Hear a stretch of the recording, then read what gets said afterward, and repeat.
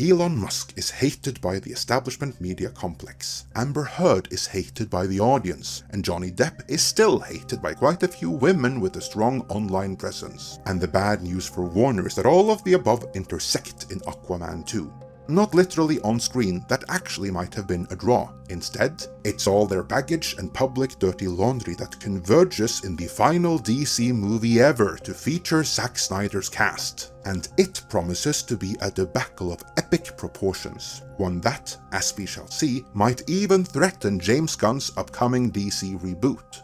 The powers that be at Warner had no doubt hoped that things would quiet down in time for release, but there's little hope for that now, because Variety found it opportune to remind everyone of the Johnny Depp and Amber Heard trial, and even add fuel to that fire by linking Elon Musk even closer to the production, as well as by dragging Jason Momoa into the drama to boot. What are they saying, and how is it bad for even James Gunn's reboot? We're about to find out. In this video, we will explore the full extent of the headache that Warner and DC Supremo James Gunn are dealing with here, beginning with Amber's baggage, escalating with Momoa being dragged into the fray, and perhaps the greatest lightning rod for the entertainment media complex, Elon Musk increasingly being nailed to the production, and the establishment media really doesn't like him because they don't like anyone that can challenge their dominance over what news you get, and as importantly, how those news are framed. The problem for those of us who are trying to stay informed, as any good citizen of the world should be, is knowing which of the multitudes of headlines and news articles are reflective of actual reality and which are merely using current events to frame a certain narrative. For instance, while I was making this video based on a Variety article that references Elon Musk, this article from Rolling Stone magazine on Musk's ex allegedly drowning in misinformation amid fact-checking delays popped up front and center in my feed. Is this a fair and unbiased description of reality, or is a narrative being pushed on me? Luckily, there is a tool to find out, and that would be Ground News. Ground News is an app and a website which helps you easily compare coverage and make sense of what's going on in the world. For every story, you get a quick visual breakdown of the news coverage, political bias, and so much more. For example, when you look at this story on Ground News, you can see that there are 63 total outlets reporting on this story. And out of these 63 outlets, 68% were center-leaning, while only 28% were left-leaning and 4% were right-leaning.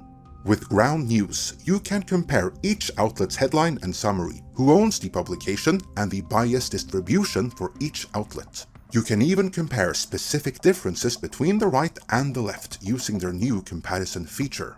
Ground News even has a Chrome extension that kicks in when you're browsing other news sites, informing you where the publication sways and how the story is covered in other outlets. One of their most important features, though, is the blind spot feature, which specifically collects news items that are either undercovered or not covered at all by publications with left or right leanings respectively, meaning you might miss them from your regular newsfeed, and sometimes this is where you'll find the most important stories. You can even create your own newsfeed that focuses on specific locations or areas of interest, which is incidentally how I found this story on Elon Musk and X. Now, Midnight's Edge viewers get 30% off the unlimited access plan using our link ground.news/midnights, found in the description. By doing so, you're supporting us, as well as getting a great product for reliable sources. With that, let's continue with the ever-escalating Aquaman debacle.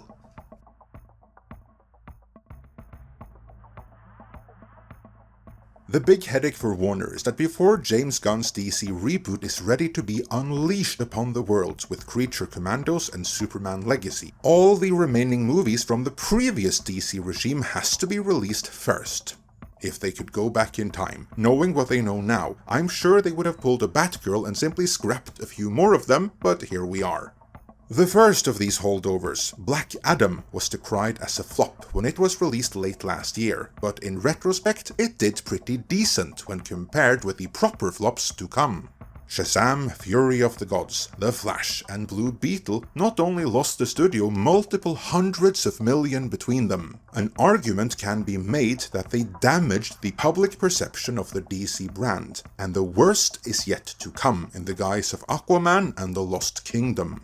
More than anything else, the image problem the movie has is Amber Heard being in it.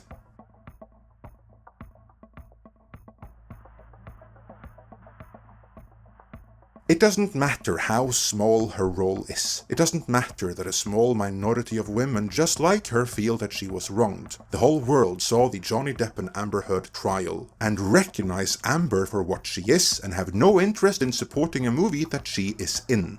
In mid-September, a new Aquaman trailer was released, and I can only imagine the editors must have had some fun with the PR problem the movie has. Because the seconds they chose to include of her in that trailer presented an image that the public already imagines, and that Johnny Depp knows only all too well. All of this is well known. What wasn't known before, at least not officially, was some additional information that intrepid and investigative fans found out and shared on Reddit, which is where it would have stayed had it not been for Variety.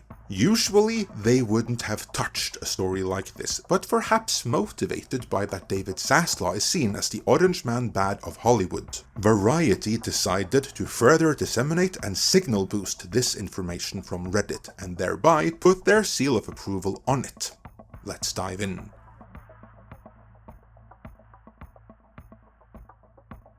Variety reads, on the same day in mid-September that Warner Bros. Dropped the trailer for its $215 million Aquaman and the Lost Kingdom. It cost far more than that. Embarrassing documents from the Johnny Depp Amber Heard defamation trial surfaced on Reddit, creating a new headache for the studio behind the film. Actually, no one cared when it was on Reddit. It was Variety that just made it a headache. Depp fans paid the court fees for the release of documents from Heard's therapist, Dr. Dawn Hughes. The raw notes, scribbled on a legal pad, were part of last year's high-profile trial in which Depp largely prevailed. They describe a hostile Aquaman set where an allegedly intoxicated Jason Momoa dressed up like Depp and pushed to have Heard booted from the role of aquatic superhero Mera. Jason said he wanted me fired, the notes say. Jason drunk, late on set, dressing like Johnny, has all the rings too. You will recall that one of Amber's complaints from the trial was that Johnny had these big rings, which functioned like brass knuckles all the times he allegedly beat her to a pulp, which there was zero evidence to suggest ever happened. Because of these notes though, Jason Momoa is now dragged into it, accusation being that he wanted her fired from the movie, and that part is probably true. It gets wilder though. Amber claimed that just to mess with her, Momoa got drunk and would dress up as Johnny Depp, even wearing the big rings and everything, just to trigger her traumatic memories. Or so she wanted the therapist to believe at any rate. These are serious accusations, so naturally, Variety reached out to the involved for comment. A rep for Momoa declined comment, but a DC spokesperson pushed back on Heard's characterization, saying Jason Momoa conducted himself in a professional manner at all times on the set of Aquaman and the Lost Kingdom. Others echoed that sentiment.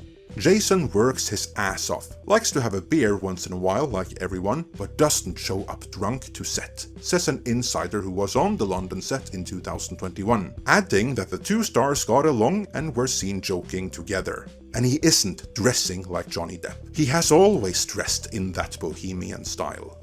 Yeah, to me that does sound a tad more plausible than a drunken Momoa going amok on the set while cosplaying Johnny Depp.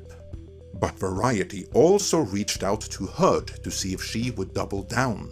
Heard declined comment, but a source close to the actress confirmed that the notes refer to the Aquaman 2 set and reflect a session from December 27th of 2021. Another source close to the actress says her lawyers fought the release of the therapy notes, which had been subpoenaed by Depp's attorneys during discovery. So, no doubling down, but an admission that she didn't want those notes released to the public. Sounds to me like she might have willfully exaggerated during those therapy sessions for the trial. But during those, she had some choice words about the director too.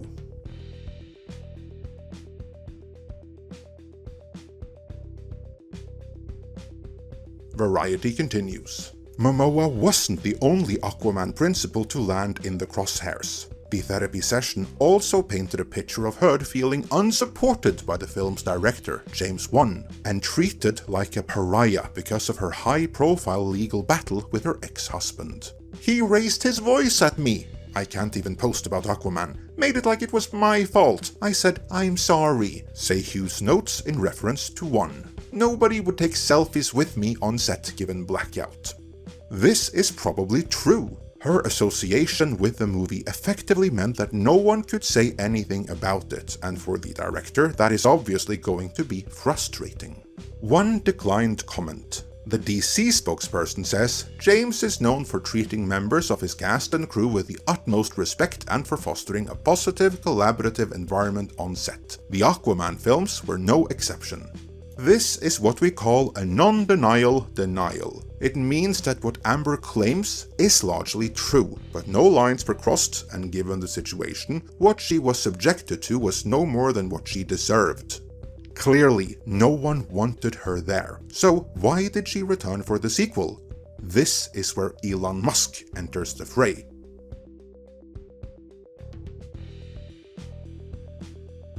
Variety reads, following Aquaman's release in 2018, the studio and Gunn decided to drop the actress from the sequel due to her lack of chemistry with Momoa and sent a letter to her attorney, Carl Austin, informing him of its decision. Former DC Films boss Walter Hamada testified in the defamation trial about the issue of chemistry. Those sources underscore that the move to bounce Heard was unrelated to Depp and took place before he filed suit against the actress in 2019. Likewise, Momoa was not involved in the decision-making. But another source pushed back on the lack of chemistry narrative, noting that Heard did the chemistry test with Momoa before landing the role of Mera and beat out two other actresses who did a similar chemistry test, including Abby Lee. Too bad whatever chemistry there may have been during the test didn't translate to production.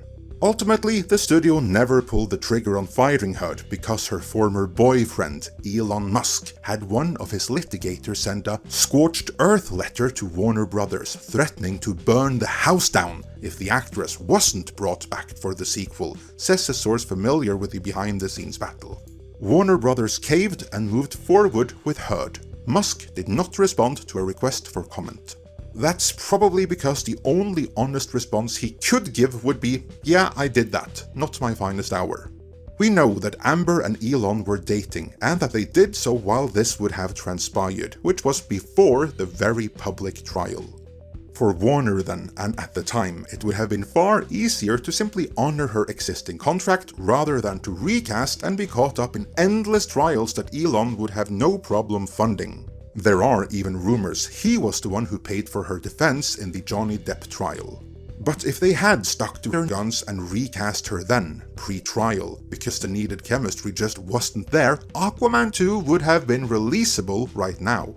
Or better yet, if they were to pull a Batgirl on another movie, this would have been the one to permanently shelve.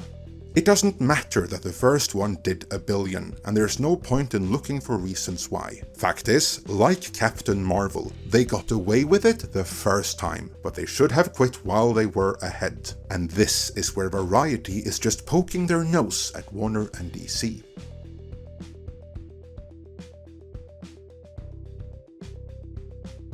Variety, who it bears repeating, were the ones who found the overlooked Reddit story and signal boosted it in a major way, states. The drama is being rehashed at the time when DC Entertainment toppers James Gunn and Peter Safran are poised to close the book on the previous regime's superhero slate with the December 20th release of Aquaman and the Lost Kingdom. Yeah, that movie is going to bomb, but as the sources of our own Tom Connors has maintained for more than a year now, and which Variety now at last confirms, the problem isn't just that Amber Heard is in it. The problem is that everything about the movie, the entire setup and story is awful, with or without her.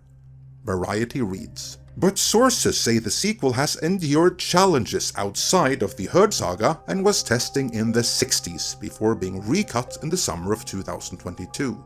Despite the overhaul, the film continued to test in the 60s, prompting a new cut. Actually, what we heard is that it tested even lower in the 60s after the retooling, so they made it worse. The movie is like this echo of regimes, says one insider. It's the last remnant of the Snyderverse, and no one really wants to take ownership of it. That right there would have been reason enough to pull a Batgirl, take the loss and the tax write-off, and then just scrap it without ever releasing it.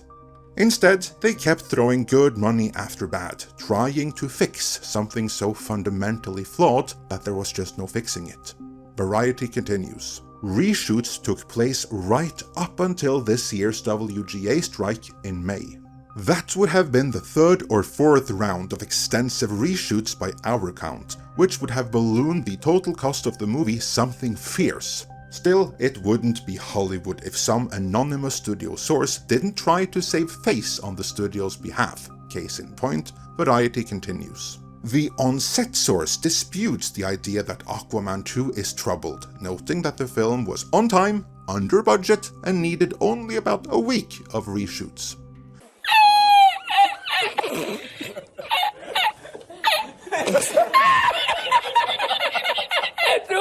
The problem, of course, is that this movie, which was expensive to begin with and made much more expensive by multiple rounds of reshoots, is unlikely to do anything other than tarnish the DC brand. If we're honest, that's the only thing any of the DC movies have done this year: lose the studio a fortune and damage the value of the DC brand ever more and more. The problem with that, after so much failure, even failure that is still to come, is that the odds of James Gunn being able to get audiences excited for DC again with his reboot are slipping.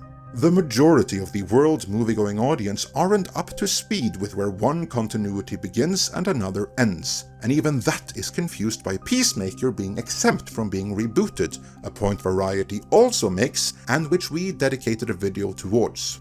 What audiences will be acutely aware of, though, is that DC movies are shit now, because they've gotten so many reminders of that in the past few years.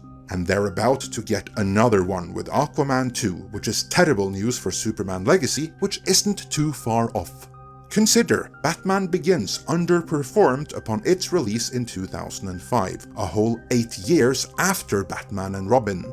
By contrast, there won't be that much more time between Aquaman 2 and James Gunn's Superman Legacy than there will have been between Aquaman 2 and Black Adam, so the brand damage will not only be fresh, it will be persistent, having been established and continuously reinforced by a whole series of flops spanning several years now. Whether Zaslav succeeds in selling all of Warner and DC to Universal or not, which Variety hints may be on the cards, they would have been better off just outright cancelling anyone or even all of these movies rather than releasing them. What about you? Are you still excited for Superman Legacy, or have all of these other DC failures burned you out? Let me know in the comments. And before you go, remember that Midnight's Edge viewers get 30% off the unlimited access plan using our link ground.news/midnights found in the description. By doing so, you're supporting us as well as getting a great product for reliable sources.